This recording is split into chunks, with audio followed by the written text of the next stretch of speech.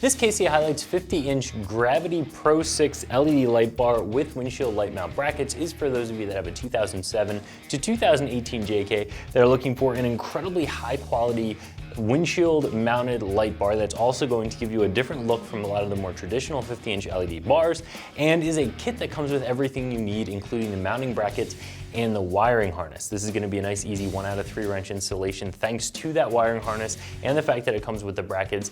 You don't have to guess if things are going to work together. You buy this kit, everything is going to work right out of the box for you, and we're going to talk a little bit more about that installation in just a second. Now, this is going to be a very unique looking light bar. A lot of the other ones are either a single or a double row 50-inch light bar. They're very, very popular. You've seen them before. If you want a light on top of your windshield that doesn't look like that, that's going to set your Jeep apart a little bit, this is going to be an excellent option. This definitely has a different look. It has a very desert race Baja 1000 type style to it. However, because it has that unique style, because of the way this thing is built with 8 individual incredibly high quality lights, because this does throw a ton of light, it has the patented design where you can curve the light or have it straight. It has a lot going on here. This is going to be expensive. This is going to be as expensive as the top of the line 50-inch more traditional style LED light bar that you can get. So whether you're looking at this because you like the style or because you need all of the light and the quality that it's going to bring, it's going to be a great choice, but you do have to keep in mind that you're gonna have to have a higher budget. This is a very uniquely built light bar because it's actually individual lights from KC HiLiTES. So all of them are attached together. They're all wired together in the back here. They all have a weatherproof connector so you can actually pop them apart if you ever needed to for service or whatever it might be. And the way that these attach, this is actually patented technology by KC HiLiTES that allow you to loosen one Allen head bolt and you can curve this bar. So what that's going to do is actually give you more spread of the pattern and also give you the look of a curved LED light bar. So you have that option, and then you can just loosen those up and make it straight again. So you have some flexibility with the shape of the bar. The lights themselves, again, very, very high quality lights. These are going to be die-cast aluminum housings. They are LED in a reflector lens. Just very, very bright, very low draw, really high quality. You know you're not gonna end up with condensation behind the lens. You're not gonna end up with burnout LEDs. You're not gonna end up with something that's really, you know, a goofy blue color or something like that. Something you can find with some of the cheap LED light bars out there. You don't have to worry about anything like that with this bar. This is gonna last a very long time. It's going to produce a ton of great usable light at a color temperature that you want your LEDs to be at, and it has the flexibility of being able to curve the bar should you choose to. It comes with all of these KC light covers. In some areas you need to keep your lights covered in order to be legal. This does come with all the covers, and it's also just going to protect those lenses a little bit more when the light is not in use. Of course, this is the kit that is JK specific, so it comes with these mounting brackets that are specific to your JK. You just remove a couple of bolts down at the windshield hinge, pop these in place, replace the bolts, and your brackets are bolted up. You go ahead and drop the light bar into place, and this does come with a wiring harness that again makes it very easy to get the light bar wired up. This light bar, including the brackets and the wiring harness, is going to be right around $1,700, and that is going to be an expensive light bar kit.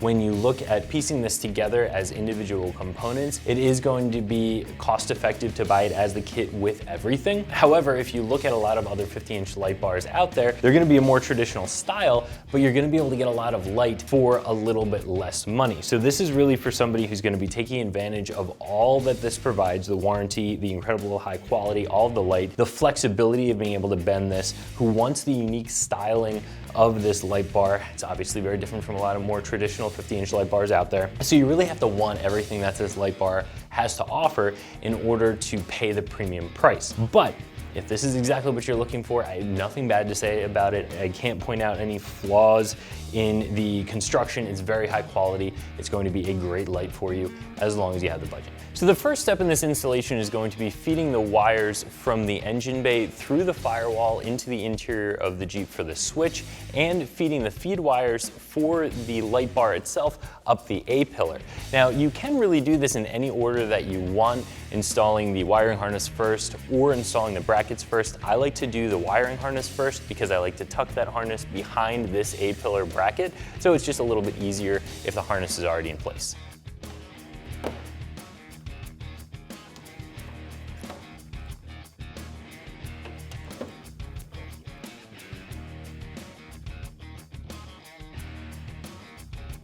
So the first thing we're gonna do is get the harness roughly put in place underneath the hood. So there are a couple of leads that need to go over to the battery. There are those leads that I talked about that need to go through the firewall, and then of course the leads that need to go up to the light itself. So we'll get everything roughly laid into place before making any connections. These leads here are the ones that have to go through the firewall. So we'll leave those here. These two need to go to the battery, so we'll drape those across the front of the firewall here. Leave them over by the battery.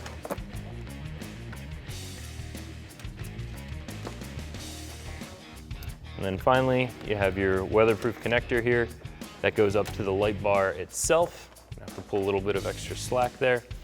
And we'll just make sure that that's long enough to get to the top of the A-pillar bracket, because this will not fit behind the bracket. The wire itself will, but the connector won't. So that'll have to stick up a little bit. So we'll just make sure that that's long enough. So the three wires that need to go through the firewall are here, and these are the wires that are going to the switch. There is a feed, there is a load wire that goes to the relay to actually turn the light on, and then there is a ground, of course. And there are a lot of different ways to get these wires through the firewall. There is an area up in the cowl where there is some insulation that you can poke through to pull the wires, or really any of the rubber grommets that you see that pass through the firewall you can use. So on our Jeep right here next to the brake booster, there's one of those. You might need to take a sharp knife, cut it open, make a little bit of space, but then you can go ahead and pass your wires through.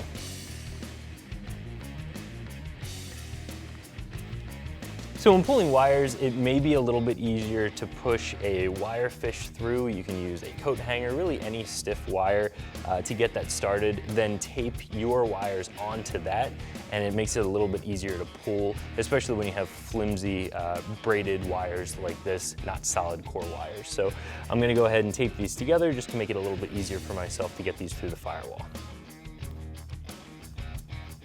So now that I have the beginning of the wires pushed through, I can go ahead and go around, find where that grommet ends up on the other side of the firewall, and pull the rest of the wiring into the interior of the Jeep.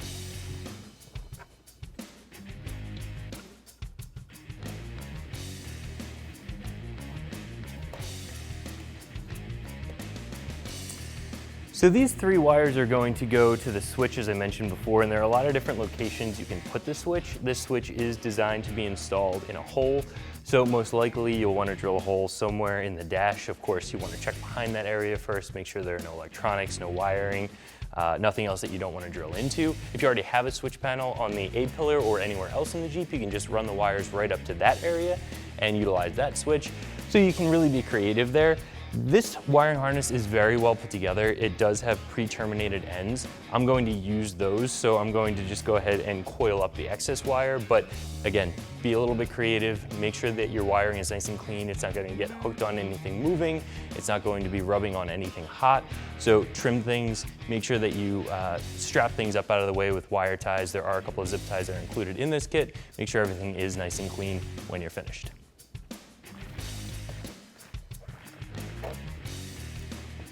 So this is the switch that's included in the kit. As I said before, there are going to be three spade connectors, a line, a load, and a ground on there. Really simple on-off switch that is designed to be installed in a hole that you drill. So this panel directly below the steering wheel, that is a very easy panel to remove.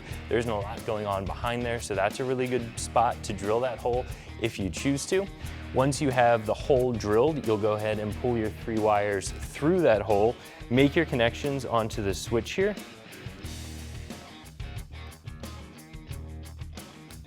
And then you'll push that switch right back into the hole, and these little arms on here will hold it nice and tight so it's not going to pop out on you, and that'll be your finished switch installation.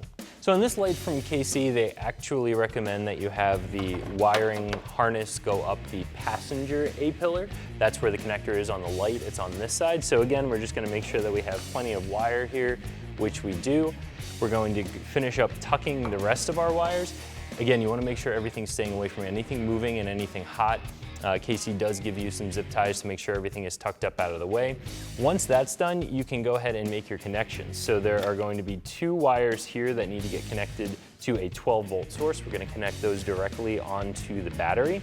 And then there's also going to be a black wire, which is going to be our ground wire, that will need to get connected directly onto the negative terminal of the battery.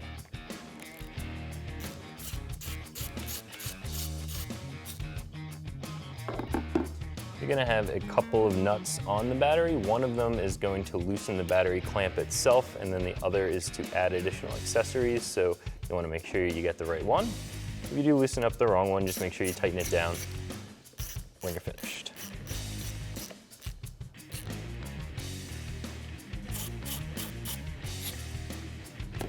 Now, what we're doing on our installation is installing both the white and the yellow wire directly onto the positive battery terminal, so those are both going to have power all the time. The yellow wire needs to go directly onto the battery terminal no matter how you decide to wire your light, but that white wire, you can, again, be a little bit creative if you choose to. If you only want your light bar to come on when high beams are on or some other type of accessory, you can have this hooked to an ignition hot or really any other 12-volt source that you want to. But keep in mind that when 12 volts is applied to the white wire and the switch is on, the light is going to light. So again, having it set up in this configuration, anytime the switch is on, the light's going to turn on, and that's what we want for our installation. So what I'm going to do is leave the relay uninstalled for now. So KC does include a nice strong relay that's going to fire this light. Essentially what that does is take the power directly from the battery to the light, so it's not running through your switch or anything else, making sure the light's getting as much power as it needs to. And you really just plug this directly into this connector here. Again, we're gonna leave it out until we're finished with the rest of our installation. This will be one of the last things that we do before we turn the light on and test it.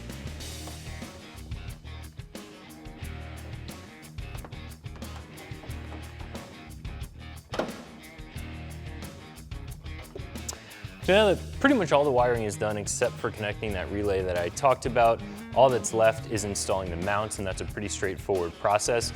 We're going to remove a couple of Torx bolts from the windshield hinge cover, put our bracket in place, and then replace those bolts. In order to get your bracket installed, you're going to have to remove 5 of the Torx bolts from this windshield hinge cover, and they're going to be these 3 along the side and then the 2 in the front. The nice thing about only removing 5 out of the total 6 bolts that are there is you don't have to worry about this falling off.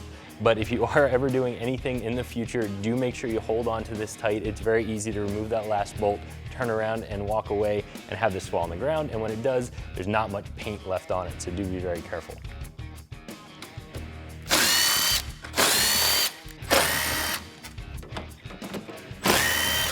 So these are going to be T40 Torx bolts. You're going to remove these and you're not going to be reinstalling them. KC includes a new longer set of Torx bolts to be used with the bracket, and they're actually going to be a slightly different head size as well. Those ones are T30. So now that these are removed, we can go ahead and get the gasket and the bracket installed. So we are going to be doing this side first, the passenger side, which is the side that has the wire. So this is going to be a little bit tricky. You might feel like you need a third hand in order to do this properly. KC actually recommends that you use a small piece of tape to get this gasket held in place here.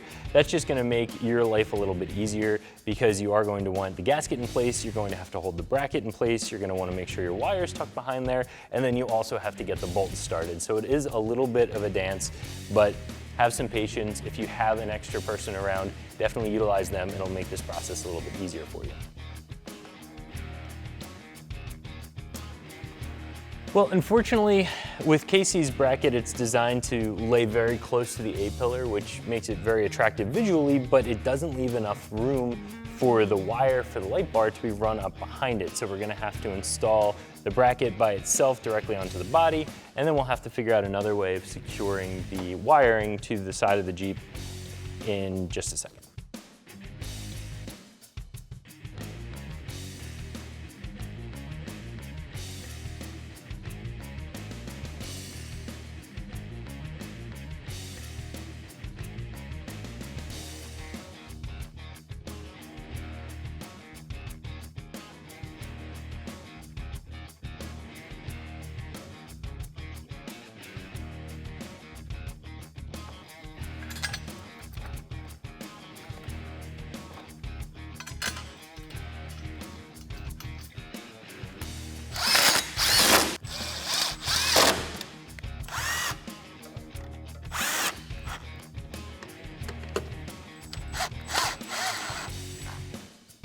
Now we'll just repeat the same process on the driver's side.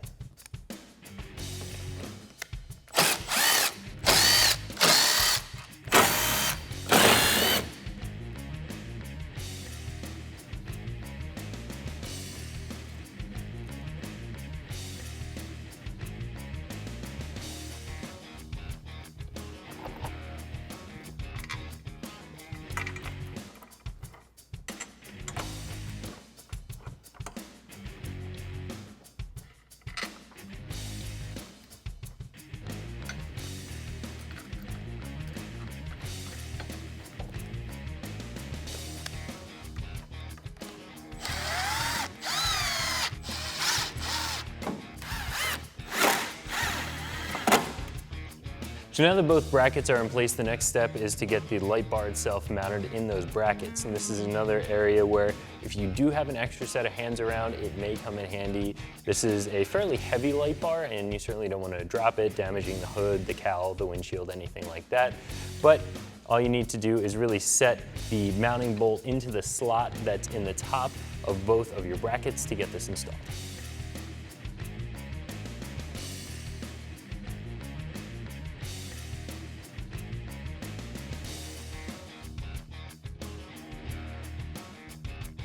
In order to get this bar aimed properly, we're gonna have to loosen up the foot in the center here.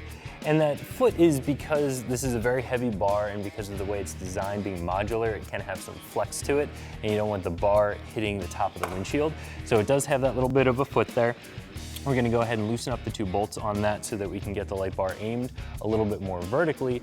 Then we'll tighten up the 9/16 bolts on the outside and then go back and tighten up the foot again, making sure that it's nice and snug up against the top of the windshield frame.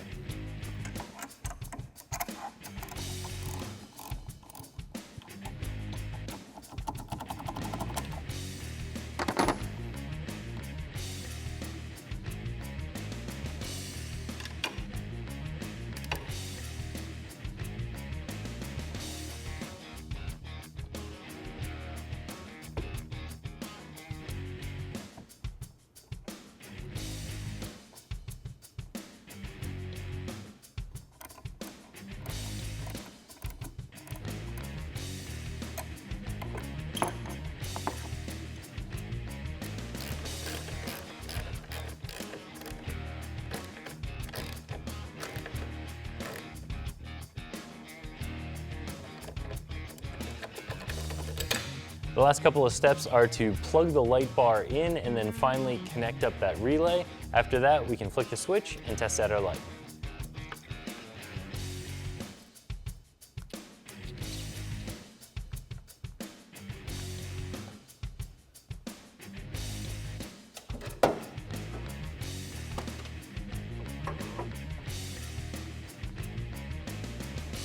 So now we'll go ahead and connect up our relay, and the reason that this is going to be the last step is there won't be any power going up to the light bar until this is connected. We made the connections at the battery already, but again, nothing is going to turn on without this relay. So this is a very standard 5-pin relay. It can only go into this connector in one way. So just take a look at it, make sure everything is lined up properly, and then go ahead and plug it in.